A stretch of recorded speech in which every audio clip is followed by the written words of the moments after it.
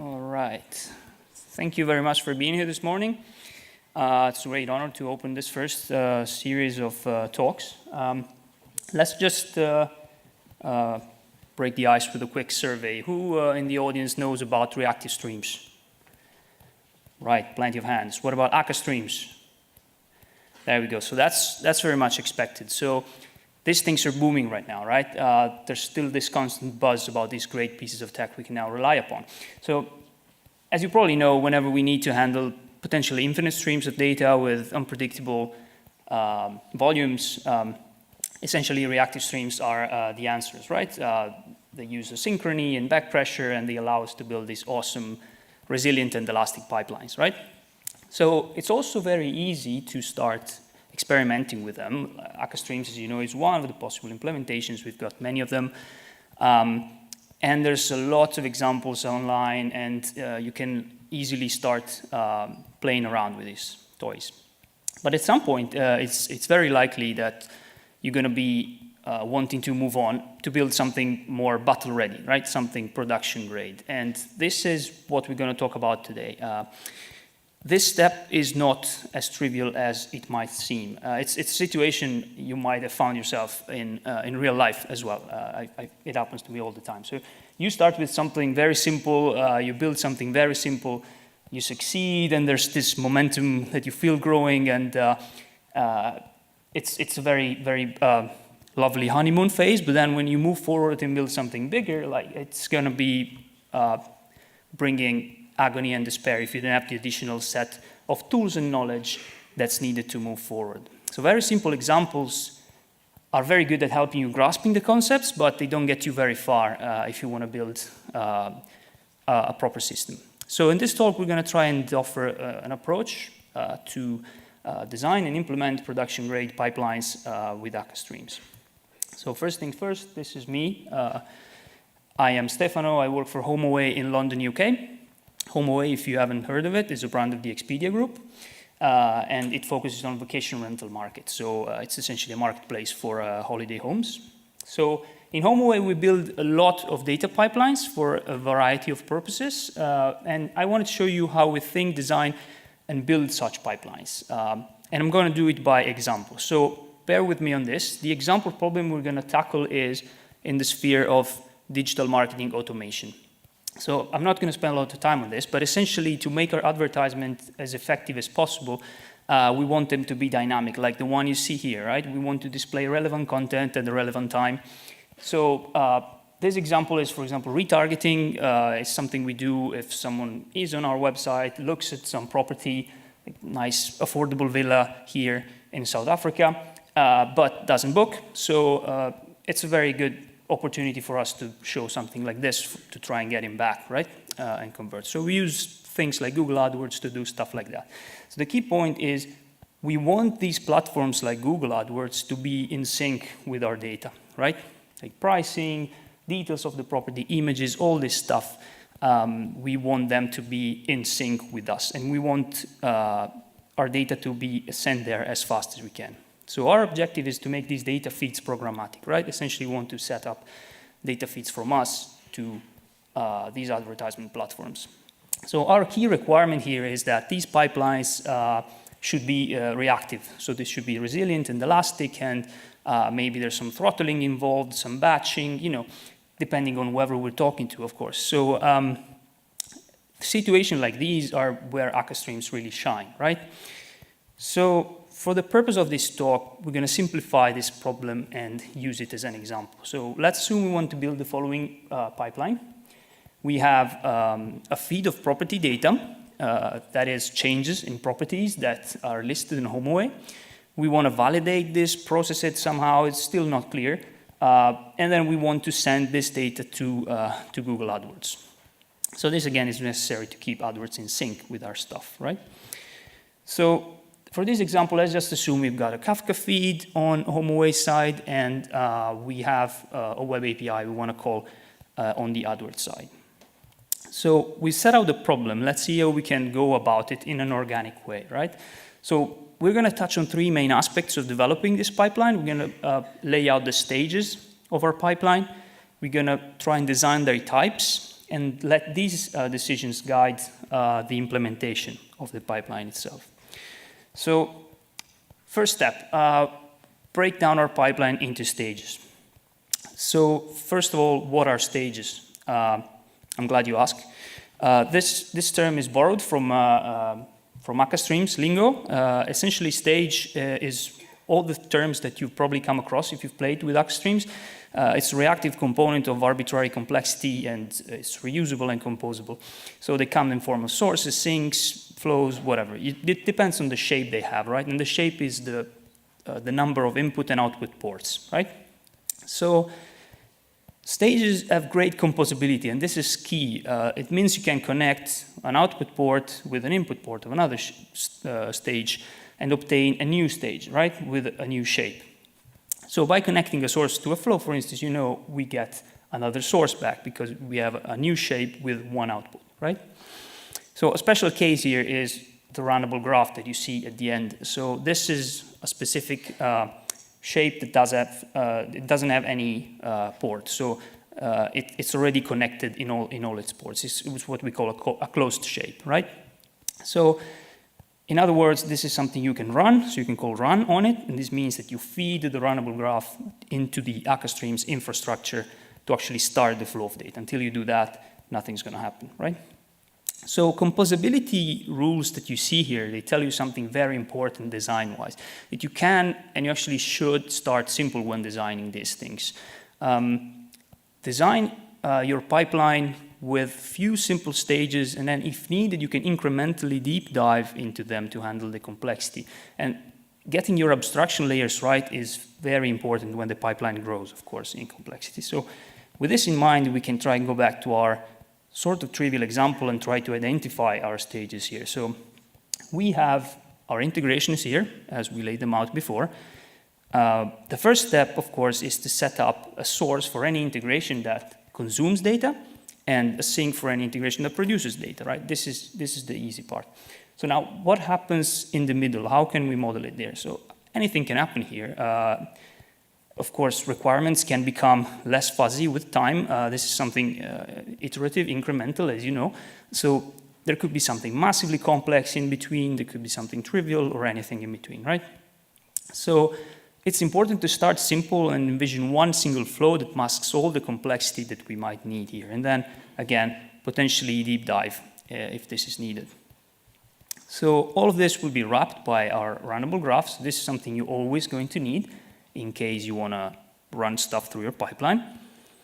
So this is our first cut stages. Let's see how we can type them. And this is the next step we're going to take towards building this thing. So we found it's very good practice to think about these types and let them drive your code. And this is somehow an exercise between type-driven development and maybe even event storming in a way. So any Akka stage as a type signature here. Here you can see the signature of a flow, right? So if you read the signature from left to right, you're going to see the types of the stage ports. So in this case, we got a flow, so we got two ports, and in and out. They're strongly typed, and this is, again, one of the great advantages of using Akka Streams. And in case of a flow, we got two, right, in and out. The last one in the type signature is the type that every stage is guaranteed to have, and it's the type of the materialized value. And this is something that Akka Streams gives you back when you run the stage as part of a graph. And essentially, from a practical standpoint, is your way of interacting with the stage when it's running. So you want to be able to, say, interrupt the flow of data in a specific stage. You can expose something like a stoppable trait here. That's a more active way of interacting with the stage. You can have something more passive, like something to look into the state of the stage, or maybe expose a future here to see whenever the pipeline completes. Now, there's also the possibility that you don't need any interaction at all, right? That's often the case.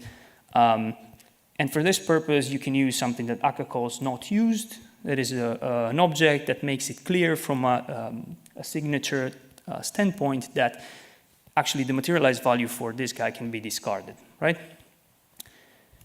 So let's move back to the example here and see about the types here. How can we design these? So the source will be a source of changes in our properties. So we can start designing an event because our domain is event-driven here. So we define this first event, property change, right? And the materialized value here is not used. So why is that? This is because in this specific example here, we want to keep this pipeline always on, right? We want this data to, this stream to be infinite, right? So in case you want to manage the life cycle of your pipeline, again, you can expose something like a shutdownable or a stoppable object here to maybe stop your Kafka consumer. In this case, we're just keeping it simple and not do that. The flow, of course, property change is going to be our input type. And as output, we're going to introduce a new event that we can call, for example, address change in this case. This is the transform data that goes through to address, right? Now, the sink will be ingesting address changes. And here, as you can see, we are actually having our first kind of meaningful materialized value here. And this is a feature that is always a good idea to have and actually listen to for completion or failure of our stream. Now, you might argue our pipeline is like an infinite stream, it might be always on, but it's always good to react to such events because it might be like an erroneous situation, you might want to log somewhere, so it's always good to expose this. Now, the final bit, wrapping graph, is only containing one type, as we said, because it doesn't have no port, so it's got only one materialized value type. And this will reflect anything interesting that's materialized in any of the stages, right? So the only interesting thing that we've materializing here is the future of the sink. So this is going to be bubbled up to the runnable graph layer, right? Of course, if you want to materialize more than one thing, you're going to like have tuples and stuff like that. You've got to bubble up everything that's interesting to the runnable graph level. So it seems now we have an end-to-end pipeline, right? So it's the first cut. So the question now is this ready? Would you go to production with something like this? Now, suppose we have, for example, a property change that we ingest and it's not valid, that it cannot produce a valid address change. So what's going to happen? We don't really know, right? So from the standpoint of our type signature, it's not really clear what's going to happen in case of errors. Now, you might even assume, reading these type signatures, that in case of error, I mean, errors are not even possible, right? The types are not allowing that to happen. So the key exercise here is to try and hunt down all the side effects like errors, logging, monitoring, anything that can be handled as side effects in a productionized application. We want to convert all of these in regular events flowing through our pipeline, right? And if you think about the Reactive Manifesto itself, it suggests to treat all the errors as events. And this allows you to keep processing your stream of data with no special behavior, no special action or interruption. And the error just gets propagated through your stream like just any other message, right? And this is just not valid only for errors. It's valid for any kind of audit or like any kind of metadata that you want to record in your system. So when designing your stage type, this translates to much richer, complex types that make your stage as transparent as possible from the outside. These on the slide is just a couple of examples, so just to give you an idea. One on top is a flow that can produce either an error, of course, or a valid result. We could have a flow that produces always a result, but also produces a bunch of audit statements with it. That might explain, for example, how the value was calculated. You might have something like pass-through flows that are passing through some sort of metadata, like, for example, Kafka offset downstream for further committing, or, you know, these are just examples. There is actually no silver bullet, as you might think, to work out which types to use. Each stage semantic needs to be thoroughly analyzed in order to nail the right type here. So from now on, we're just going to focus on the error handling case, but keep in mind the same rationale can be applied to audit and other side effects. So going back to our example here, our flow can now be changed. The validation flow in the middle can now be changed to produce either an error or a transformed adverse change event, right? And this enables separation of concern downstream, where you can handle errors in one sink and valid properties changes in another one, right? So this is a step in the right direction, I would say, but clearly errors are not just bound to happen in this specific flow, right? For example, we could have errors when actually talking to Google AdWords, right, in the sync. So, for example, if AdWords is down, of course, any sort of thing can happen. So we need a way to generify this thing. And one way to do it is to introduce another flow, for instance, that models the AdWords storing logic. And this can produce, again, either a storage error or, in this case, just a positive signal. We can call it stored here. Now, we can now envision one error sink that you see on the left-hand side that can process all kinds of errors, right, if we set them up in a proper hierarchy. And this has got the advantage of handling all the errors in one place. So this, I'm just going to move on from this. This is just our first cut topology. There's definitely a few more refinements that one might do. For example, errors might happen even when deserializing stuff from Kafka. We could have more things here. We just, for the sake of time, let's just assume we're happy with this first iteration, right? So these are the types that we laid out. So we sorted out this.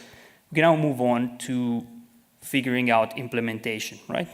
So let's get back to the topology for a second. We want to handle the stages one by one and take a look at how we can bash some code up to implement them. So here's some code finally. So the first thing is we have decided the type. So we just start with that, right? It's going to be a source of property change that materializes to a not used. So before we start bashing stuff, it's actually a good moment to look around for any library which might already offer what we need here. And it's indeed a massive strength of Akka Streams. So community is crazy around it, as you probably know. There's all sorts of connectors you can pick and choose to integrate with any sort of third party. Project Alpakka is a great example of that. So especially for integration stages like this, it makes a lot of sense to check out what the community can do for you. And of course, if you need to read from Kafka, one good idea could be to use reactive Kafka, right? And this is definitely not a spot for the organizers of this conference, but it's definitely a stable library that it's been around for a while. It's a great way to wrap sources and sinks around Kafka topics, right?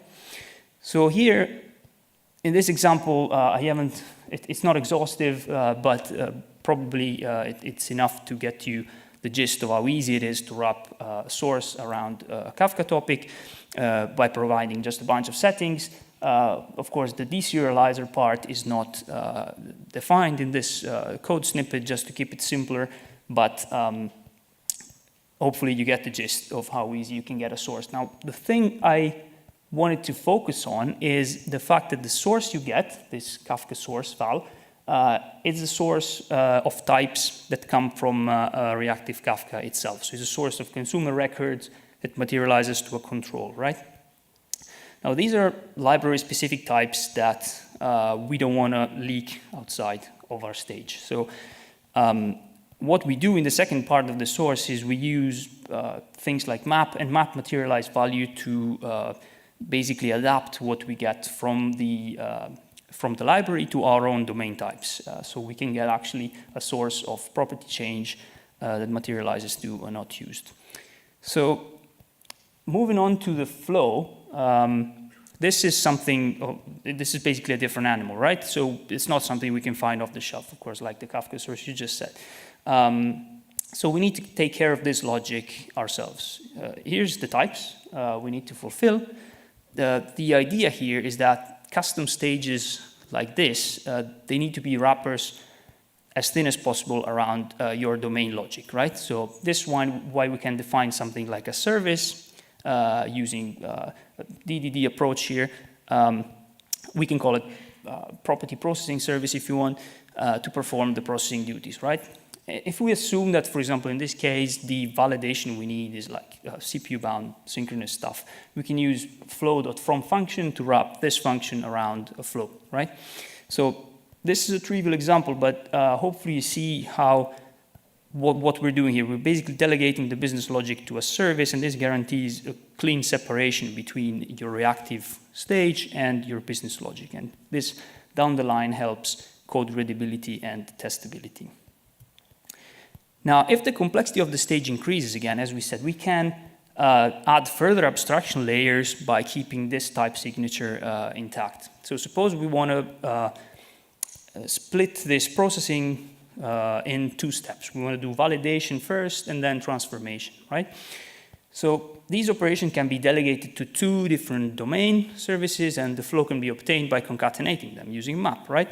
So the little catch you need to keep in mind here is that when dealing with fully synchronous stages like these, you have to keep in mind that concatenating them will mean that Akka will treat them as one single stage. And this means pipelining will be disabled on a whole section of your stream. So this is done by default, so it's probably why I would assume in the majority of cases not an issue. If it becomes a bottleneck, you can do stuff like adding an async boundary to tell Akka to run stage separately from what follows it. This means essentially to run it with another actor. So to do that, you can use the async combinator to basically define to force an asynchronous boundary between these 2 flows. Now, the outward storing flow is equally simple, so it follows the same thought. It wraps another domain service, right? We can call outward service in this case. Now, the only difference here is that this is something that will go out and call Google, right, using whatever web thing you like. The difference here is that we are more I/O bound, so this is likely to provide an async behavior. We can use map async. This a better choice. And map async combinator is great because we can actually limit the number of parallel calls that we make in our stream. So this is what the parallelism parameter is for. So again, it's important here to notice that we have separated the reactive logic, that is the parallelism management using the map async combinator, the actual business logic with which we go out to AdWords to store our data. So as for the error sync, I'm not going to spend a lot of time here just for the sake of being on time. Essentially, it follows the same sort of thought. We wrap another service around it. In this case, we use sync for each. I'll just move on with this because it doesn't add much. So let's go to the graph, right? So the graph is where everything comes together. So let's see how this becomes in code. Like, this is the type, so we always start with that. So our cornerstone. It's a runnable graph that materializes to a future. So this is cool. Let's just move on. We want all the stages that we've built so far here, right? Now, this is a very verbose factory method, as you see. It's also very descriptive because it basically tells you everything that passes through your stream. So the flows we have here, they're not really ready to be concatenated, as you see. The types do not match. We've got all these eithers around, right? So we need an extra stage to be able to divert the errors to the error sync that we have, right? And this divert error stage is something we have to build. And it can be actually generically implemented and concatenated to all the stages that produces these eithers, right? So we're going to see how that's done in a second. But if we assume we have something like this, we can actually proceed and concatenate all the flows that we have in a very kind of linear way, right? So just by using via here. So the final sync ignore, it just means that we don't do much with the positive events when the storing operation goes fine. This is just a simplification, just to keep the example simple enough. Now, let's deep dive into the divert errors flow that we just mentioned. Like graphically, it's going to be something like this, right? This is a stage, it's a flow, right? It's going to be ingesting ithers. It's going to be partitioning the ithers depending if they are left or right, and then they're going to send the left-hand side to a sink of choice, and they're going to emit the right-hand side through the output port of the flow. So how does this become in code? This being quite a common pattern, it's finally actually made its way through the Akka Streams API, and that's since version 2.5.10, which is from last Feb. And we can actually call something that's called divert2mat, or divert2 in its simplified version.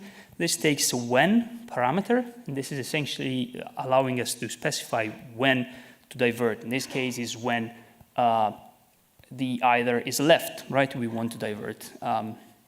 It also asks for a sink. It's where all the diversions are going to get. And in our case, it's something that first does a left.get, which is safe in this case because always left stuff is going to be diverted here. So you get the gist. This is fairly compact stuff, thanks to the new Akka releases. Now, just for curiosity, note that before Akka 2.5.10, the same operator would look something like this, right? Now, definitely a little bit more bloated. You can notice it uses GraphDSL. Now, GraphDSL, just a quick, real quick word of advice on it. It does look very tempting and cool, but sometimes it tends to be, people tend to go a bit overboard with it. So it doesn't scale very well if you want to model your whole pipeline with it. So the suggestion is try to use whenever there's something that's already there that Akka gives you, like this divert2 operator or also2 operator. There are ways to avoid GraphDSL if you want. Whenever you can't, like in fan in and fan out stages, please try and reduce its scope as much as you can because it doesn't scale very well. Now, you've noticed, moving on, we have identified a bunch of domain events, domain elements, if you say, designing our stages. These are all things that have been driven by the thoughts that we made in designing the stage. So we've got some events, we've got some services. This is all basically the domain. This doesn't know about Akka, right? It's something that we can go on and implement now. We're not going to do it, of course, as part of this. But as well as this, there's also some more kind of higher level application layer that's needed to manage the life cycle of the app. We need things like failure handling, we need to wire our stages up, finally run them somewhere. So this layer is somehow the entry point of the application. So that's how the stack is looking like. We started basically from the green stuff, middle out, designing the reactive layer. This is driven the domain layer on the bottom, and on the top, we actually write a thin layer to wrap everything up by adding lifecycle management to allow the application to be packaged, deployed, and scaled, right? So let's just quickly recap the points here that we went through. So first of all, the stages. We need to think about the stages that make up your pipeline. It's a good call to start simple, right? And use composability to deal with the arising complexity. Second, types. Spend time designing the types of your stage. So one good idea is to make error handling and other side effects explicit in your type. You can use materialized value to express control over your pipeline, and use event from your domain language to model the types that goes through your pipeline. When you implement a stage, lastly, you've got two possibilities. You can either find it off shelf in a library and adapt it to your domain types, or you have to provide the logic yourself. If this is the case, it's a lot better to separate the business logic from the reactive logic. So this allows greater flexibility and testability of your code. So a good idea is to go through these steps iteratively, right? Maybe taking care of one stage at a time and build your pipeline progressively. One thing we like at HomeAway is evolutionary architecture. So this means going to prod as soon as we can with the simplest possible set of requirements. Get some good feedback, iterate in an agile fashion. Refining these 3 steps is, through many iterations, is what we like to do when we build such systems. So in conclusion, Akka Streams is a great piece of tech to build reactive pipelines. The hope here is that you got some few useful ideas of how to think about your pipeline and come up with a plan to roll it out to prod. Now, I'd like to thank you very much for your time today. Let me just close by saying that HomeAway is hiring engineers for offices of Madrid and London. So if you're just interested in knowing more about all the awesome stuff we do, just get in touch at the link there or at the handles you see. Now, as I understand, there's not time for question at this very moment. So please feel free to catch up later at the conference or again at the handles you see there. Thank you very much for your time.